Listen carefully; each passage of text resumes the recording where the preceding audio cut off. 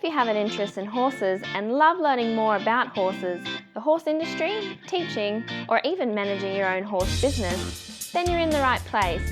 We would love you to join us on our mission, which is to improve the lives of horses around the world through the education of riders, handlers, and trainers. So get comfortable, listen in, and enjoy. Today on Horse Chats, we've got Anna Twinney back. Now, Anna came on, episode 445 she started. And to find out a little bit more about Anna, please go to 445. Anna's very much about creating harmony for horses and humans, which is absolutely along our lines of, horse welfare and safety. And we'll chat a bit more about that. But just before I do, I want to remind you about International Horse College. So at International Horse College, we have a mission to improve the welfare of horses around the world through the safe education of riders, handlers and trainers. Have a look at the wide variety of equine courses or horse courses at internationalhorsecollege.com, registered training organisation 31352. Anna, welcome. How are you? I am great. I'm in the mid-swing of our touring season, and despite the fact that we have the new farm here in North Carolina and we've opened up for retirement, we've opened up to be able to bring in other clinicians as well. So in effect, we've started this whole new venture and this whole new business, and at the same time, we're keeping everything going that we always have. And I used to do about 50 events a year, and that would include little radio shows and interviews, as well as like a 3-hour event all the way through to a month's course. Well, I dropped a number of them to focus on week-long courses. That's my primary piece. And so I traveled out, and it's really interesting because I took my truck out, and in England, and I don't know how Australia and New Zealand perceive this, but in England, a long trip is a 2-hour trip, 3 hours, and people will do it once a year. Well, here, I traveled 33 hours to get to my appointment, which was Bitterroot Ranch, and it's where I hold the Healing Horses course once a year. So I traveled over 3 days because by the time you put some stops in there. And then I went from the Healing Horses clinic, which was incredible this year.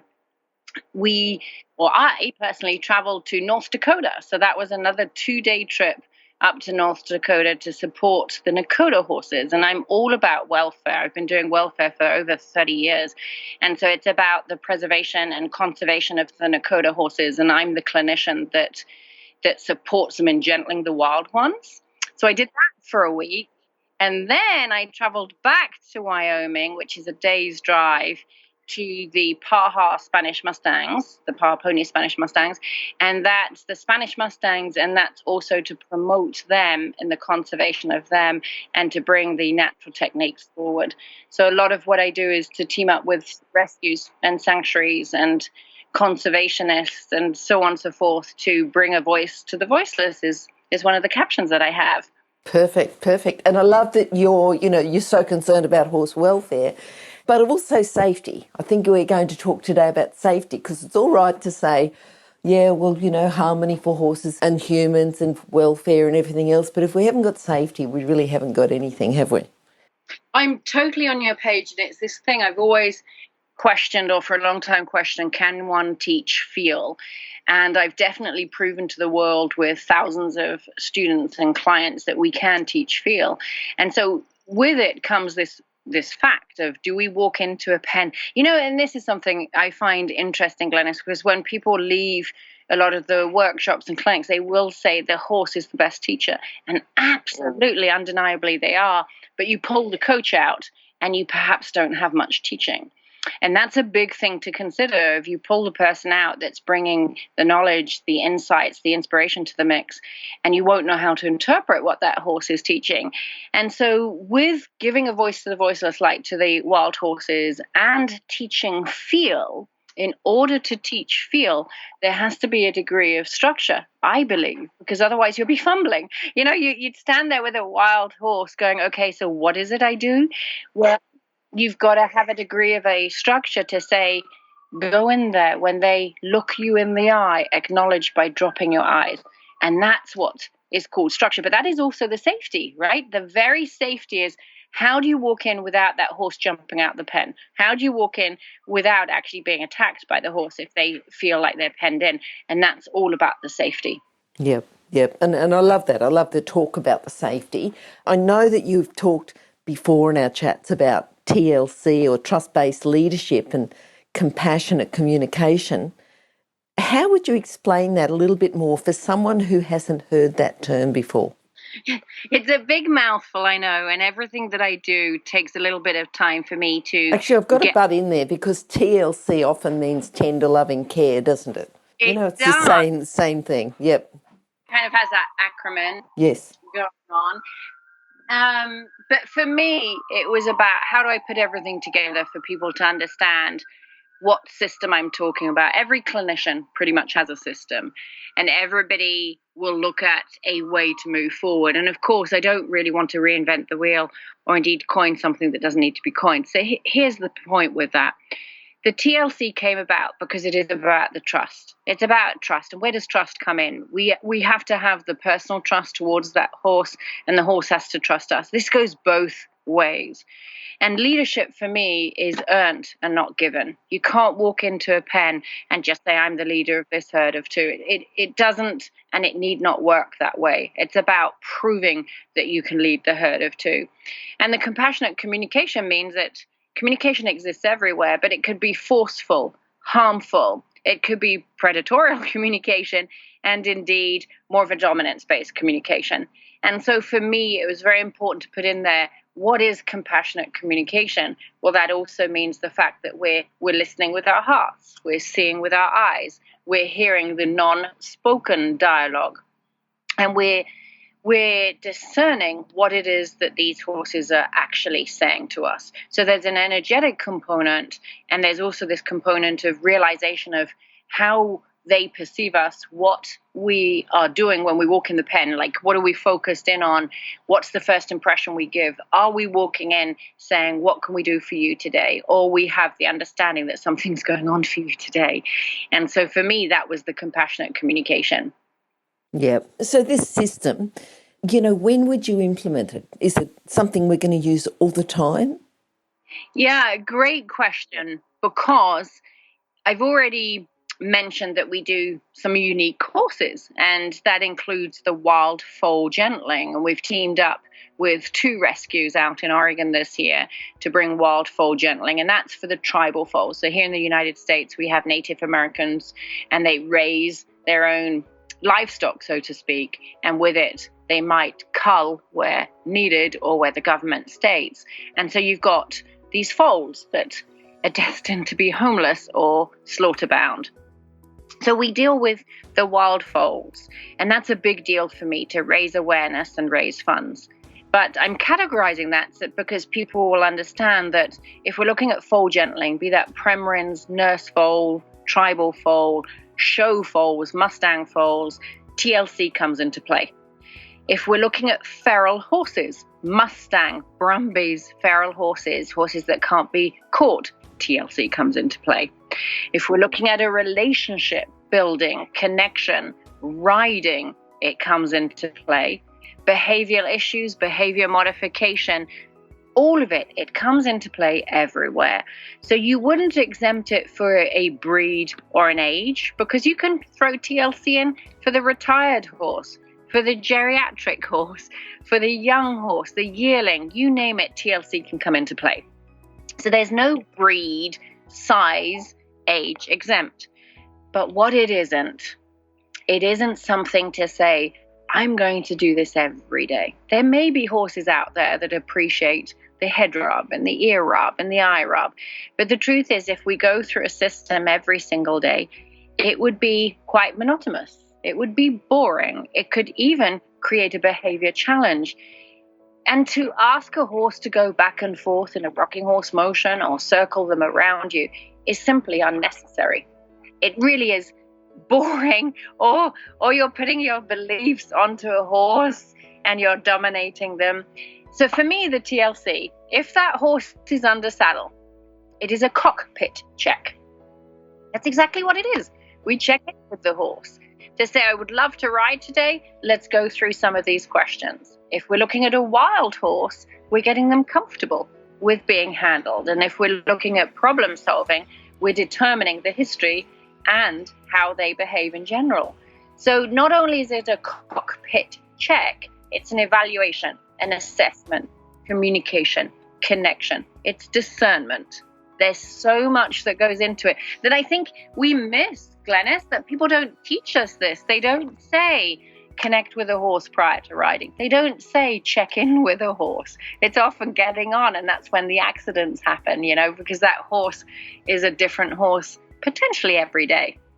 Sometimes we start off and ideally start off on a very quiet horse, a quiet, reliable horse. Ideally, everyone starts off on a quiet, reliable horse, and then they get straight into riding. So you're absolutely right. Instead of being taught, well, we've really got to check this first. It's almost like the next step. Beginner could do this before they get on, and then the instructor's teaching them a little bit more about horse behaviour. Absolutely. It also brings them to life a little bit more. It's so funny, I did an animal communication session today, and the horse really said it best, where he said, I cannot trust you until I trust myself. That was what he was conveying. And for me, there's an episode in itself of, my goodness, of course, how can we trust another when we don't trust in ourselves, especially to take another on our back? But when he was explaining one of his background pieces, because he had spooked and the rider had come off, but he explained it to say he'd carried a lot of riders. He'd been at a ranch where he would take the dudes out. But for him, it was a matter, he knew the environment. He knew the area on the back of his hoof, so to speak, where to place his feet over rocks and sand and rivers and mountains. And he would understand the weather patterns. But he'd have a passenger. That's what it would be. And so where my client's asking, how do I connect with him? What will it take to connect? His response truly was the fundamental years of his life, he carried people, not to connect with them, but to keep them safe. So for him to change that into a true connection would take a number of years for him to figure it out. And that's exactly it with this safety system. This horse clearly knows I have a rider and my job is to place my feet correctly and take you on a scenic route. But to connect to the level to go, we trust one another, we bow down in a way to one another. One time you lead, one time I lead, depending on what we know. That takes some skill, and that comes in time. That honestly, you can only determine through animal communication.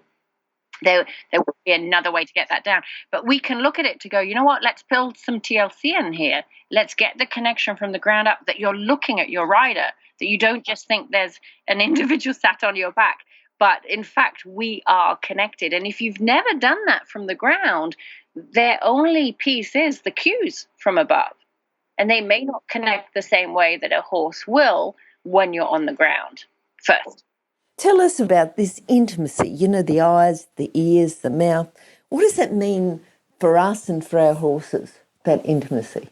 It's a big thing on many levels. I feel like the way I was taught was to basically pat a horse on the neck and then put a bridle on, put the saddle on and start going. And it was all about technique of the end result of what we were seeking to achieve, so to speak. And it didn't matter where I rode, in which country, Germany, England, you name it, across Europe, everybody had the same philosophy. And I feel like that for a long time was what was being taught. So to walk in, and this really comes from wild horses or untouched horses, you cannot drive them. You couldn't force them, really. If you do, you take their soul. And that's been done by many a person, but you're taking a horse's soul and you're bullying your way through. So when you're truly looking at that connection, the first thing you do is say hello. You drop the eyes to say hello. And then perhaps the second thing that you're doing is really introducing yourself on their level to go, hi, I'm Anna Twinney. I might be your messenger today, or I might be your trainer today, but this is who I am in my authentic form. So with that, we're looking to greet, to say, how would you wish to greet? More often than not, they reach out with their nose, and we do with the back of the hand. But then the TLC goes into the intimacy to go, would you like me to rub you between the eyes? How do you feel if I touch your ear? And when we look at the intimacy piece of rubbing the ears, not only is there a stress release at the top, there's a reflex point at the top of the ear. And so when you're massaging it, it can bring a horse out of stress and calm them down, generally speaking, and relax them, and even support in colic situations. But you're looking at the history, because if they've been ear twitched or they've had an accident, an injury, and they're concerned about protecting that ear, they're not going to let you touch it. So not only is this about the intimacy of we're connecting together on a physical level, but we're also determining how have you been handled and treated in the past? What's your concern on this ear? Is the right ear easier than the left? And is that because it's the offside and you've not been handled there? You're truly looking at allowing them a voice, giving them a voice through giving back. And giving back can be the touch and the petting, the caressing. And instead of looking for something from them, like putting the bridle on, we're saying, let's connect. Let's get to know one another. Let me give back. If you love this, I'll rub you here. And it begins, and you can switch this around. I was going to say it begins with the ear, but the truth is you could switch it around and you could begin to pet them on the forehead, the third eye. So that's a very intimate place. They can't see there. So you could begin there and you could cover the eye, and underneath the eye is a ganglion of nerves. You're going to hear all my critters out here because we're in the summer in the south. So you've got all the beautiful noises in the background. But you could cover their eye and massage underneath the eye in little circular motions. And those little circular motions put together can cover the eye. And that there is a collection of nerves. It's also known as the bladder meridian. And so you're moving, creating motion, creating energy by that bladder meridian, right at the beginning of the bladder meridian. And so that in itself is a very grounding action. And with that action, you've got the peace, the calming. Now, that meridian, the bladder meridian, is connected to the gut. So if that horse is in a colic situation, in a stressful situation, we can rub underneath the eye to bring them back, get them into a place of being able to hear you, being able to ultimately put their flight, fight, freeze response down and out of the way. So there's many intimacy exercises that can be supportive as a hello and a first impression. Yep. The head drops. What's the value in the head drops? How can we know what the meaning there is and what they represent for the horse and for us? Just tell us a little bit more about the head drops. You talked before about them, but if we can expand on the value of those head drops. Absolutely. So what you can see a lot at expos now, and where people have perhaps started to train in natural horsemanship, because it tends to be part of that phenomenon. And so you'll see people dropping the horse's head a lot. And it's all about get the head down, get them to be with you, get them to be relaxed. But what I've noticed now that we've had a movement for over 20 years, I've noticed that those horses can get glazed eyes, that they're walking behind the person quite robotically or very compliant. And that's exactly where they've been told to be, behind with the head down. Here's the thing is you're taking the spirit out of the horse. And most people didn't go into horsemanship to take the spirit out of them. They went into horsemanship to find a relationship, to enjoy the sport, to unravel a puzzle, whatever it might be. It wasn't necessarily to take the horse's spirit. And so these head drops are huge to be mindful of. A horse lowers his head to eat. They eat when they're comfy, not when they're stressed. So they're going to eat, lick and chew, have the jaw motion when they're comfy. It's a vulnerable position to be in with the head low. Horses need the head up high to see in the distance. Their zone of awareness up to 2, 3, 4 miles even, depending on their location. Like in Australia, I was out watching the Brumbies for a week. We were camping out there watching them. And the Brumbies could see 1.5 miles away and figure out our intention, whether or not they would run or stay because they've been chased on horseback. So here's the thing with it. Dropping the head, they're vulnerable. Dropping the head, they can no longer see off in the distance, only what's immediately in front of them. To be asking them to lower their head, not only are they coming off of pressure like you think, but you're taking away the flight, fight, and ultimately, potentially, the freeze. So you're taking away their form of defense. Asking a horse to drop his head is asking them to trust you. It's asking them to respect you and to hand over leadership. But we want that to be done in an amicable way, not in a stealing way. Not I'm stealing that head drop from you, but instead I'm asking you, could you lower your head? Could you trust me enough to soften your neck muscles? Could you give me back your head so that we're not fighting? There would be horses that brace that neck in order to bolt, brace the neck to own their feet. So part of the head drop is owning the feet. So we're asking them to willingly lower the head and be vulnerable. So you can imagine when we do a head drop, we're looking for softness of the tissue. We're looking at a soft yield, a willing yield, an honest one. So many horses would drop their head and it will come bouncing back like a jack in the box because it's not genuine. They've learned to drop a head and come off pressure, but they're not genuinely feeling the relaxation. So it's important that we watch how they lower their head, what their eye looks like, and to ensure that they're willingly wanting to stay soft.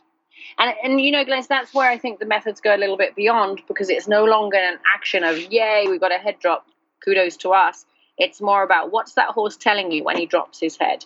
What's he telling you when he doesn't drop his head? And how can we best support him if he can't drop his head at that moment in time? Because it tells you they're going to bolt, they're anxious, they're worried. And so we put the head drop in, not because we say we're leaders, but to say, could you be with me? Could you stay with me? Can you trust me enough to protect you at this moment in time? It's a big deal. I think it's a big deal. I could talk about that probably for an hour for people to truly get that value, to realize don't ask your horse to constantly drop his head. Realize the importance behind it. And, only use it when you need it. Don't give that up because you don't want them to be compliant. You want them to be genuine. And so don't use it until you need it. And to realize that's the base to go onto horseback.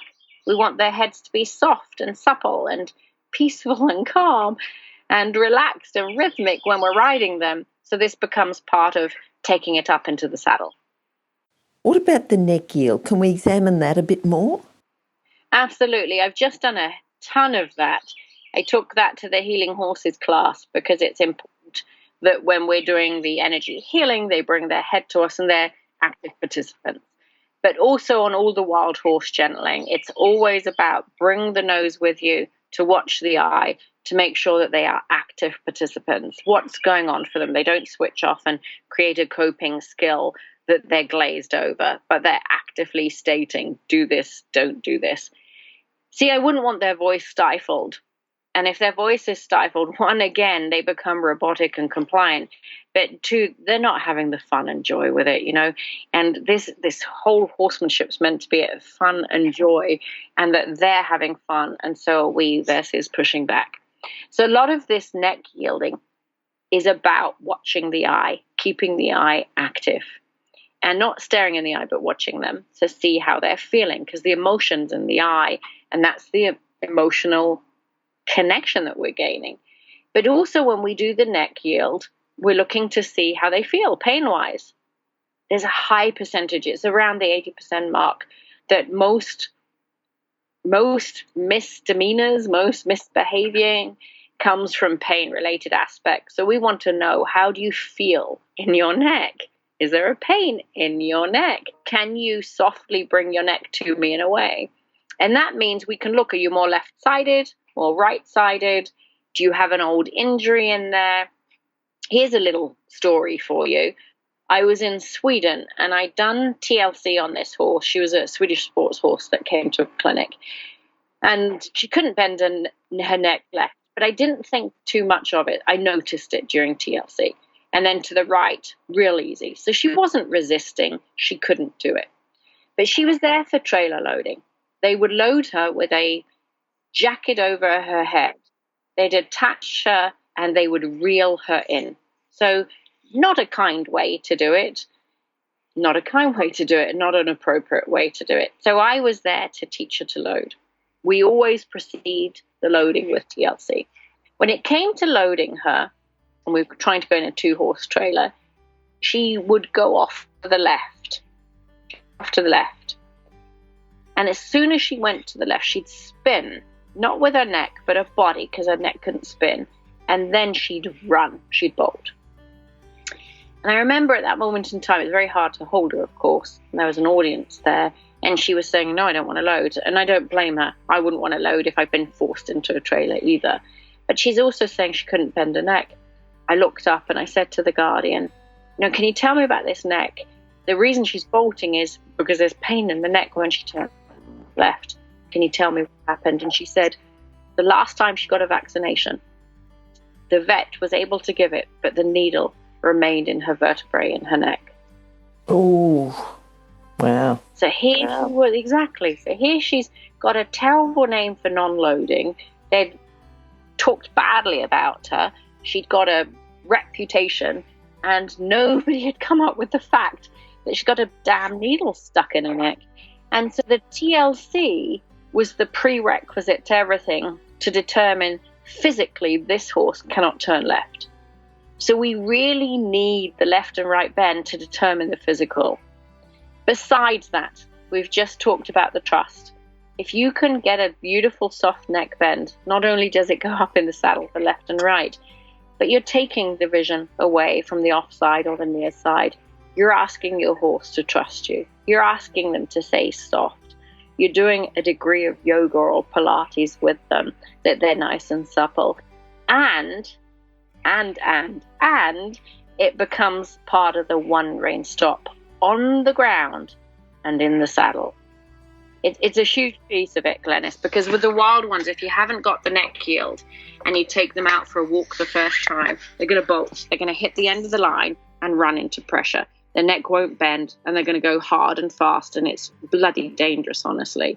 So if you can get these neck yields in and teach them when they're not under pressure to yield to the pressure, you've got a greater chance when they're under a degree of stress to be able to support them in bending their neck. Just go on a bit more about this one rein stop, because there's more to it than the one rein stop, isn't it? We've got the disengaging of the hind leg. Tell us a bit more, because I think some people get it a bit wrong. It's important to teach your beginner riders, if they're going to get into a situation they need to stop, to have the one rein stop. But just tell us a little bit more about that. Yes, so many aspects here, because whoever's influencing whoever's feet is leading, which is a big deal. If you've ever been pushed by a horse, they're moving you backwards, they're influencing the feet. If you can't on the ground, if you can't do liberty, who's moving whose feet? So this is part of this one rein stop, is to get the neck yield, because if they're running away with you, they're leading that herd of two. If they are bucking, anything like that, whoever's influencing whoever's feet is leading. But here's the thing too. I was in, it was Denmark. I went for about a dozen years, and before COVID hit, actually. And it was kind of cute. I teach the TLC, and one of the largest behavior issues that came to the clinic would be the Icelandics. Perfect horses in my eyes. Love the Icelandics. And one of the easiest breeds to be around. Very versatile, etc., etc. Lovely as you get older because they're closer to the ground, and also nice to sit with their gait. But one of the issues that jumps out with the Icelandic is the fact that they can bolt. And when they bolt, they're sturdy. Their neck is very sturdy. They're short, they're stout. Even if they're gaited, they're sturdy. And so the lady came back to the clinic, and she says, and we'd been working on this little bolting horse, and she said, I was doing your one rein stop. I was doing the neck yield, and he learned to canter with his nose on my knee. And I'm looking at her, and I had to smile to go, oh my goodness, that's only half of it. That's the front half. You got a great neck yield, which is great, but you forgot the hind half. And the hind half is the disengaging of the hind end. Easily done on the ground. And so we asked the horse, if people can envision this, for the near side to the left side, if you're standing there, we asked them to disengage. That means bringing the left foot in front of the right foot, like a crossing over. And nobody can run when they cross their legs. You're taking away the flight, fight, and freeze. You're asking them to disengage so that you have no flight, fight, freeze. And so with that, it can be done when they're walking in a circle or standing still. You disengage the hind end, and you've got to train them to it because many will shuffle. They'll shuffle if they're frightened, worried, concerned, want to keep the leadership, or they'll shuffle if the body language is a little bit off. So when we teach the disengaging of the hind end, we can take that onto horseback where we put our leg on, and it's not a side pass, it's a disengaging the hind end. And you put the two pieces together, the neck yield with this disengaging, you have the one rein stop. Not only does your horse stay supple because they're bending through the whole body, you're also communicating, hopefully in the arena first, getting that down, and then you can take it out into open spaces. And it's a really neat thing to teach your horse because they can't buck or rear or bolt or balk, or they could strike because that's the front end only. But those are things that you're taking away from them. So you're regaining power in that sense, but it's not just about power. It's really about getting them out of the flight mode and into their thinking brain so they can be back with you. The combination is very strong on the ground and strong in the saddle. And it really is a must for any horse, not just beginners. It's one of those things that I'll teach our colts, so colt starting, our youngsters, I'll teach that as one of the first 10 lessons to put it in place for safety. Okay. Now, something else that you said, and this was sort of when you were talking about the whole warm-up of the horse, the check to make sure, without getting them bored, but you talk something about a rocking horse motion. So I just want to ask you about that and what the importance of that is. Yes, it's a nice way to think about it because the rocking horse would be the forward and back motion, and many clinicians teach it. It would not be uncommon for people to go, I've got that. I taught my horse to back up. And that's exactly it. You're teaching them to back up lightly. I'm not a fan of the big clip hitting them in the face. Not a fan of that. I think there's no gain with pain. But when you're teaching them to come off pressure, and I use the dually halter for it, huge advocate of the dually halter, and it was started at Monty's. It's his creation. It was done while I was there as the instructor there, and it's a really cool creation, and it's different to the rope halter because the rope halter can slide a little. It's not fitted, although it fits almost every horse, no matter who you put it on. It's not always great for remedial or for ground driving or riding off of necessarily if you're seeking to release pressure where there's clarity behind it. Of course, you can jump on a horse bareback and put a rope halter on. Not an issue at all when you've got your communication down and you've got your connection down and you're happy. But when you're teaching them, the dually's nice. It's got a rope over the nose and it's got a little bit of an edge to it. And so the precision is within the release. So with that, you can now imagine, I'm not going to hit them with the clip on the face, but instead we ask for a little head drop so that they raise their back, they bring their head to the chest, we get a little head drop, and then we ask them to back up. And they're backing up into a place they cannot see, which automatically makes it trust building. You're backing them into the unknown. You're backing them with the head straight where there's a blind zone behind them. You're influencing the feet. You're getting the rhythm and the feel. You're releasing every footfall from the front there so that they get reward and praise and reassurance and recognition for lifting those feet. And then equally as much as we back them up, we're looking for the forward motion. It ends up being, you could call it push and pull, but you end up being coming forward and going back. And the lighter it becomes, they're going off of minor feel, minor touch, and indeed body language. Here's the thing. You don't simply want the body language because you've got to teach them the feel of the rope so they come off pressure. And you don't simply want the pressure because you want them to understand the body language and keep that in place. So it's a combination. Knowing that you are teaching them to come off pressure and getting a beautiful rocking horse motion back and forward to the point where they're anticipating how far and how fast do I need to go back or forward. And that can be done in a way, Glenys, that it's a nice dance. And I've coined it the dance. We call it the dance. There's the 3D.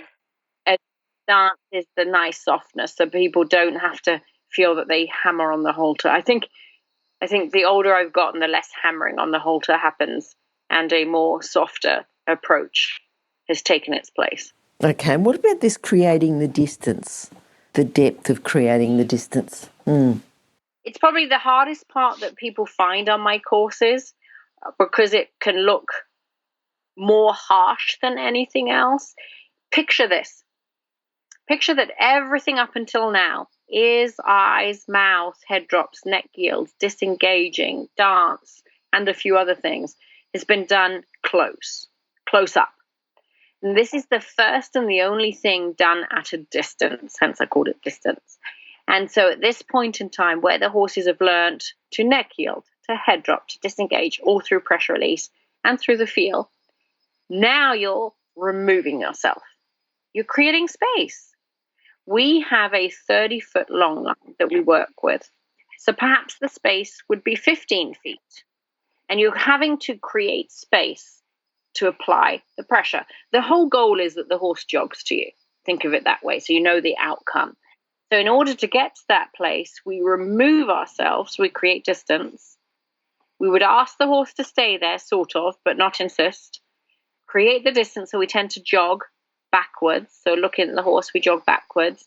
And then we apply the pressure to ask them to come forward. Pressure alone would create forward motion. The quantity, style of pressure will encourage a jog.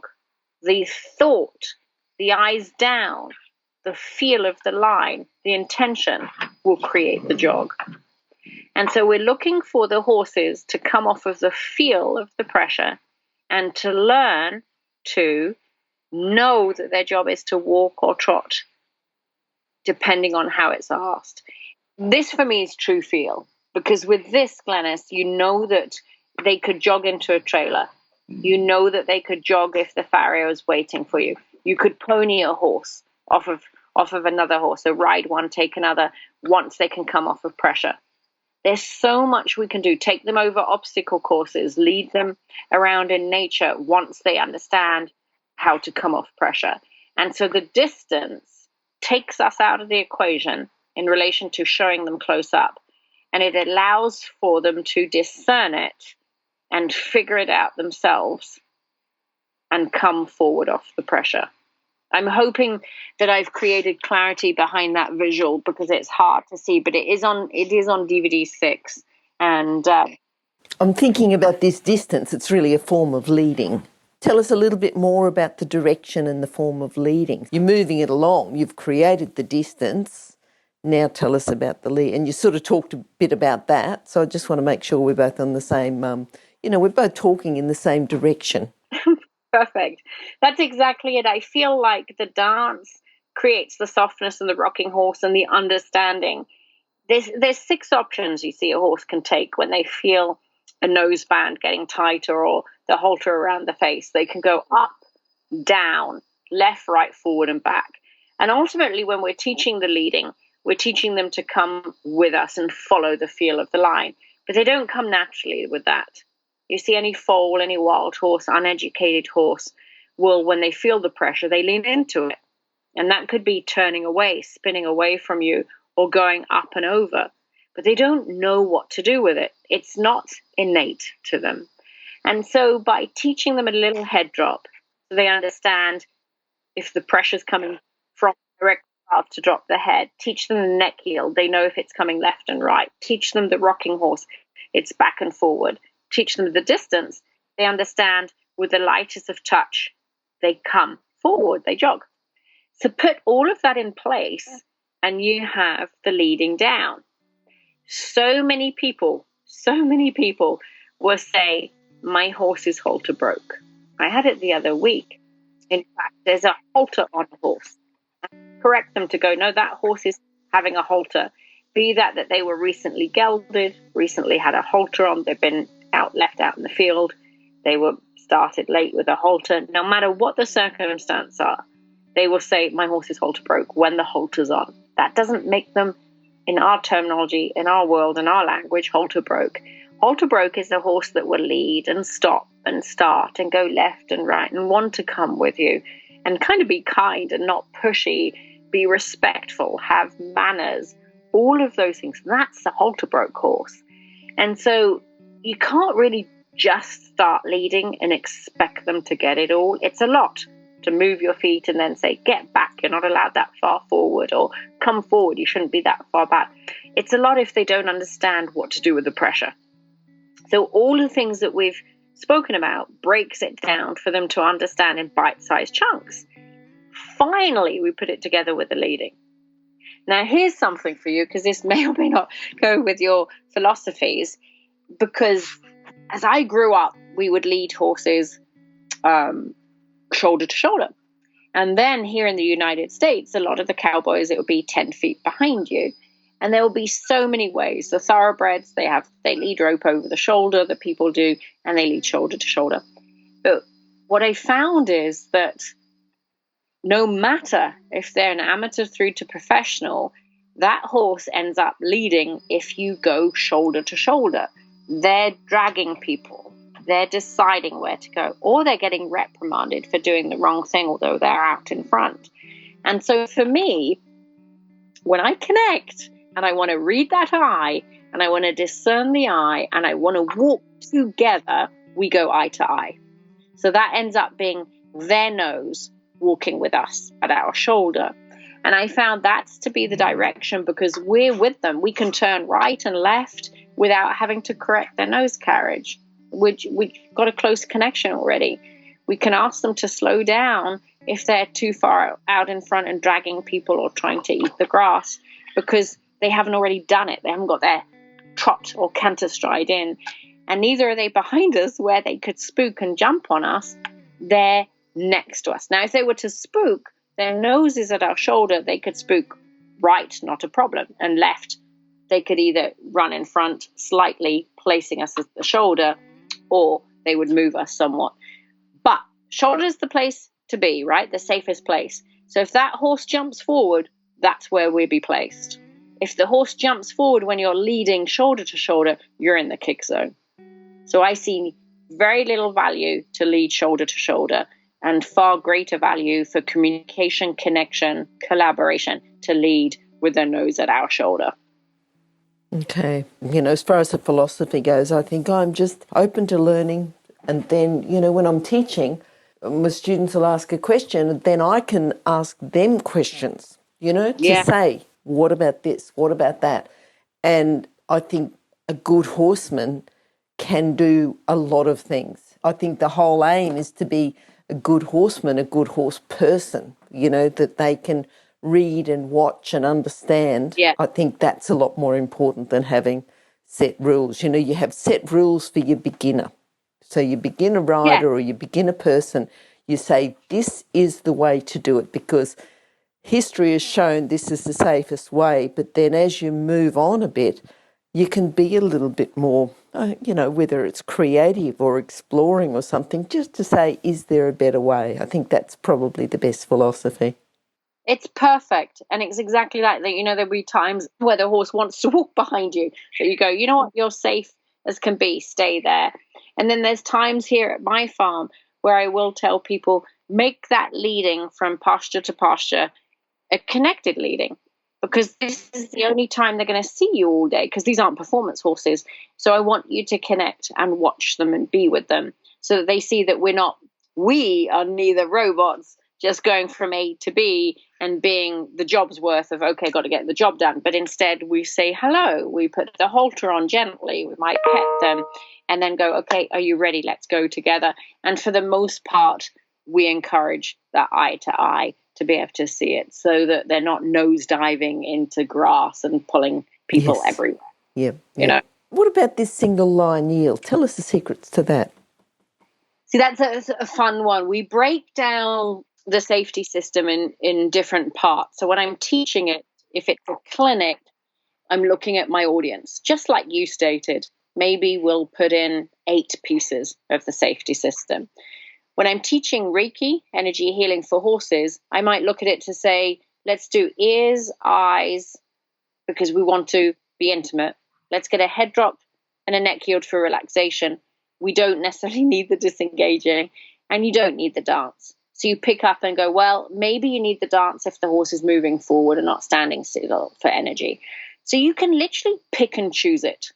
So quite different from the cockpit check, for the fact that there you might say, I've got to make sure my horse is with me, listening, and so on and so forth. But for energy healing, slightly different. So when it comes to the single line yield, this isn't something you do a lot of. It's not even something you'd necessarily have to build into the repertoire but once or twice. Definitely essential for colt starting. Really essential. So picture this. We have a single line. It could be a long line, 30 feet, better than a 14-foot rope. And we're standing on the near side. We put the single line over the nose like you would reins, over the ears, on the back, and then standing in the shoulder, you flick it like you are a fisherman. You're flicking it to the rump and all the way back to the rump so it sits on the hocks. We then step back and away, clear out of the kick zone, and we massage the line because they know how to come with it. They've done their neck yield and the disengaging, and they can follow the feel, and they turn towards us. This is the single line yield.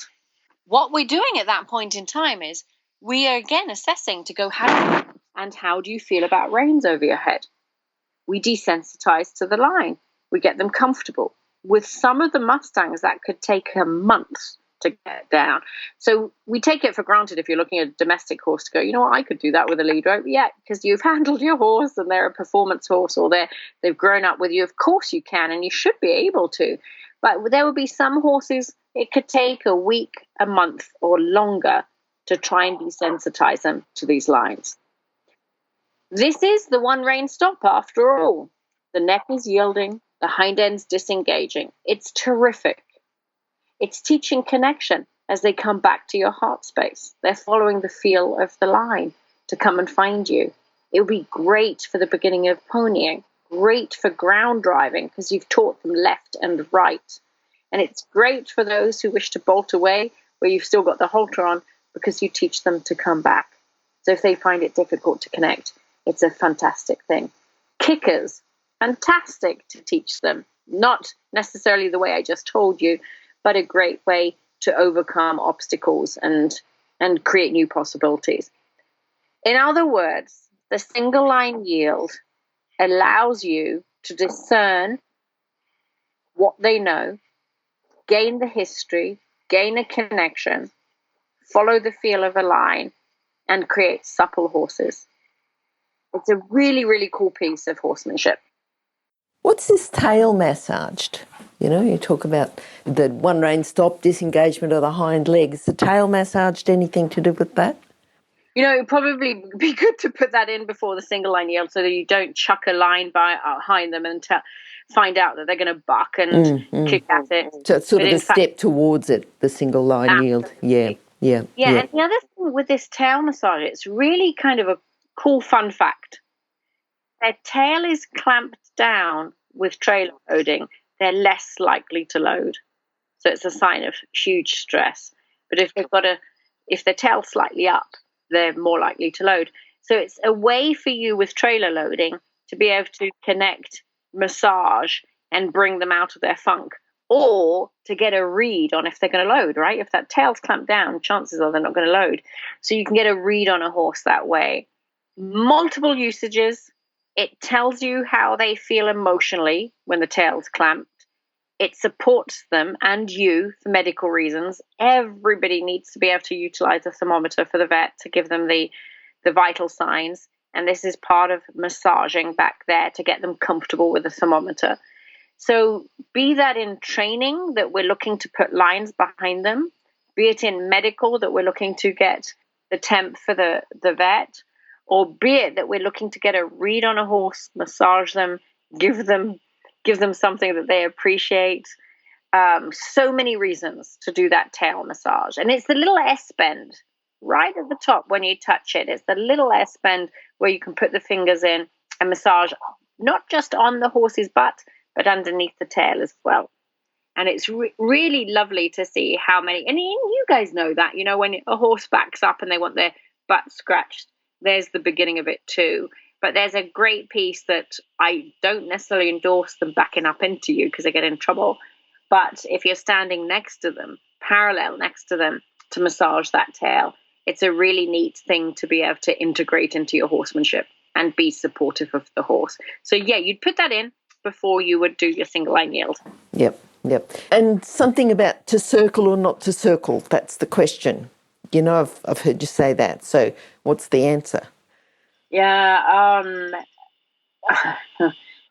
I've thrown it in a deep one. yeah, it's funny you heard me sigh on that for the fact that probably a good 18 years I didn't bring it into the methods, and I'm just not an advocate of seeing these horses being circled in order to load, circled in order yes, and turn get them them away. lined back. Yeah. Circle because we can no longer circle to warm them up, circle, there's so many. It's not lunging, it truly is on a 10-12 foot rope where it's part of natural horsemanship to circle a horse, and it's keep the feet moving, influence the feet, gain the leadership, put them to work versus rest, discomfort versus comfort. We go on, and so I would watch it, and so I'm just not doing that, and I am not fond of it. I don't see the value in it. I think it's dominance based. But what would happen is a number of students would come in from other clinicians. And this isn't about, like you said, this isn't about my way is the highway. It's about whatever works. We won't change it. If you want to hand feed and it works, great. Go for it. If it doesn't work for 1,000 others, we're going to teach don't do it. And so, the novice is better off figuring out don't hand feed. And then, like I said, if the horse is well behaved, do. But the same with circling. Circling when you're in the kick zone is bloody dangerous. Circling to go over obstacles when the horse says no, they're going to jump out towards you. Circling to go into the trailer when the horse says no, you're right under those feet when they rear. You're in the kick zone. If they kick, you're going to be body slammed with the shoulder. So I would watch all of these accidents happen, not on my clinics, and I'd watch these horses circle, getting pissed with their ears back and anxious and upset, and go, I'm not doing this.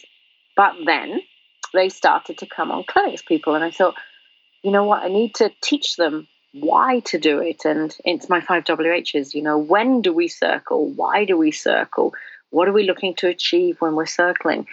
And it was about teaching people to think about it. Instead of doing what you've been told, question it, understand it, really figure out why it's good or bad for the horse. And so I built it in to teach it. And we would bring in body language instead of a whip to just say move forward and you're going to feel the discomfort until you do. We'd bring in the body language to teach it. But here's the important piece. For example, going over obstacles, I feel it's more important to teach them to go over them first and then drive them over later. It's way safer to teach to go over than drive. It's also safer in many ways to teach them to load and then teach them to drive in and load. So self-loading. So discovering all of that to keep horses safe, people safe, horses less misunderstood, was to say, let's do this circling, because you've got to be able to go through a gate and send your horse through, perhaps. Or there's 10 horses one side and you just want to send your horse through safely. You've got to know how to send your horse to the end of the line and potentially circle. What if the horse is too much and they're rearing? Perhaps circling's the answer. What if they're going to run around anyway? Circling's the answer, so that you can get the one rein stop in. There's many times to do it, and I've listed a number of them. There's many times to do it correctly and not to wait until you're in a pickle. And so for me, circling for work versus rest, discomfort versus comfort, to load in the trailer, obstacle course, etc., just because you want to warm a horse up, not, let me clarify, warm a horse up in a moment, not necessary. You're actually going to get the horse fit if you constantly circle them. So it's not going to resolve your problem. It's going to become a habit that you have to circle them first instead of getting them under control. But where is it valuable? It's valuable if the novice can't hold the horse. It's valuable if I can't, honestly.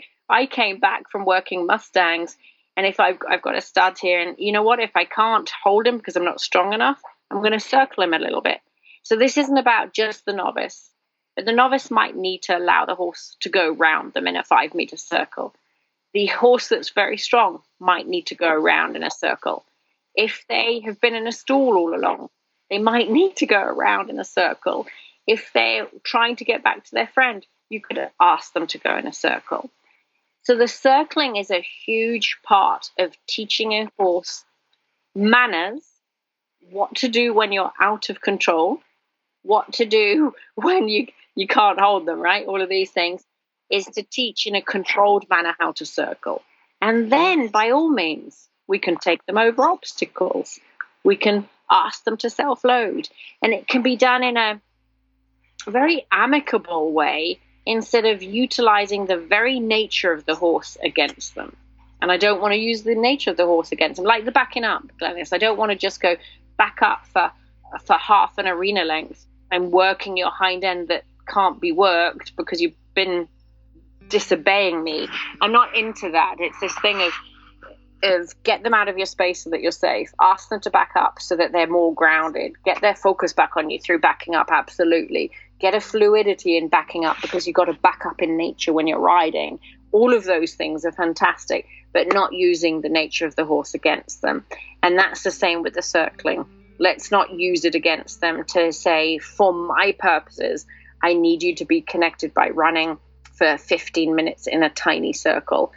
It's going to cause them to lean in if it's not done correctly. And it's going to cause their nose to be out if it's not done correctly. So it has to be a tad of a loose line eventually. And it's funny. I tell you what, I posted one where I was teaching it and it didn't look happy and it didn't look fun. The horse would bolt a little, hit the end, come around, because they don't come finished. You know, people seem to think they come finished knowing these. They don't. And I tell you, I got so critiqued, and they're going, well, look at this person's body language, meaning the student, and look at that, and the horse stopped here, and if only you picked up a whip. My response was, it wasn't about the whip. It was about people learning body language, about keeping eye contact, getting the correct position, bringing up their energy, asking a horse to move forward through communication and not through a tool. So a lot of this is about, how do you do it when you don't have the tool? How do you do it to bridge the gap between their language and ours? So many aspects to this circling for people to realize. Don't just tick the box and say, okay, I've done my 12-step safety system every day where you're boring the horse, or so that I know I can ride. Pick and choose the pieces you need. Just take the ones where the head is high carriaged, or you've got a high head carriage. Lower the head carriage. Pick and choose the exact ones that you feel connected and you feel safe, but don't run through them all every single time. Yep. We're very much on the same page, Anna, with our training. You don't just do it for the sake of doing it. You do it, you watch the horse, you think about the situation. There's so much more than just a step-by-step, this is how you ride a horse, or this is how you train a horse. Every horse is different. Every person's different. Every day is different. Every situation is different. And we've just got to be able to train through that to make sure that we're looking at everything for the situation at hand. And you still have your systems. You still say you need this before this and this is what needs to happen, but you've got to be a bit able to be flexible there to go on. Now, before I finish, is there anything you'd like to say just in closing? You know, just to sort of finish off, and I'd like also to talk about your contact details, but in closing, anything else you need to say just about safety around horses, really? Well, I'd love to say a few things, actually. I've been teaching the horsemanship for around 22 years.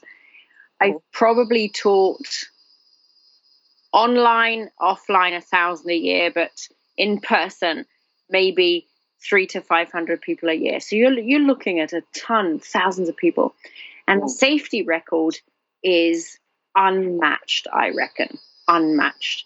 And so we've got, be that God shining upon us, be it a little bit of destiny and luck infused in the recipe, and be it that we've got a pretty damn good safety system. And so people can lose their confidence. They can lose their dreams. Horses can lose their lives through silly mistakes, even pathetic mistakes, a lack of thought. So the safety of looking at what can happen and preparing for that, but expecting the best, is always really important. And it's hard on times. It's hard. And we've got to remember to look around. Remember that they have a voice and they do it silently through their actions. Remember that they have to learn in a stress-free environment before you put the stress on them, like the shows. Don't take this to the shows, the safety system, and do it there. Do it at home where they're not under any stress, so they understand what you're asking from them. There's so many layers to it. But I tell you what, this has expanded, Glenys, over the years. I started probably with 3 things. It sounds so minor now. And then it would have gone up to 8 and then 12. And it just keeps on expanding to say, this is what horses need to know. This is what the people need to know. And then I know they're going to be safe. Yes. Yep, and I think that's important. And, if you're listening to this and you're really resonating with Anna, then go to her website, reachouttohorses.com, and you can search for contact details there and contact her through there.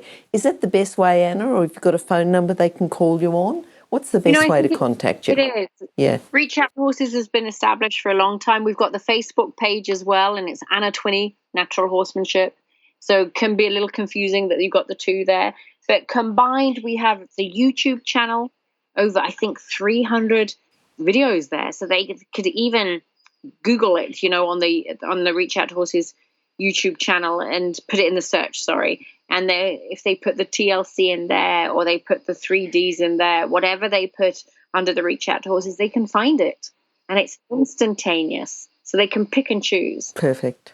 Those contact details also will be, if you go to horsechats.com and search for Anna or search for Twinney, then you'll find all of Anna's chats come up and the contact details will be on those pages as well. So you'll be able to reach out and contact Anna. I love it. And I think we've been pretty comprehensive today. So whatever people didn't pick up through the lecture and they need a visual, they will find that. And then it will make more and more sense and you can listen to it as often as you want to and see it as well. Anna, thanks very much again for coming on. Look forward to catching up with you again soon. And thanks very much for coming on. Talk to you later. Bye. Thank you. Bye. If you've enjoyed this chat, then please comment, rate and subscribe. If you'd like any changes or recommendations for guests, then please contact us through horsechats.com. And while you're online, have a look at the government-accredited courses at internationalhorsecollege.com. Registered Training Organisation 31352. Remember that our comments and instructions are general in nature and do not take into consideration your individual horses or your individual ability and circumstances. If you enjoyed this podcast, then please leave your comment below.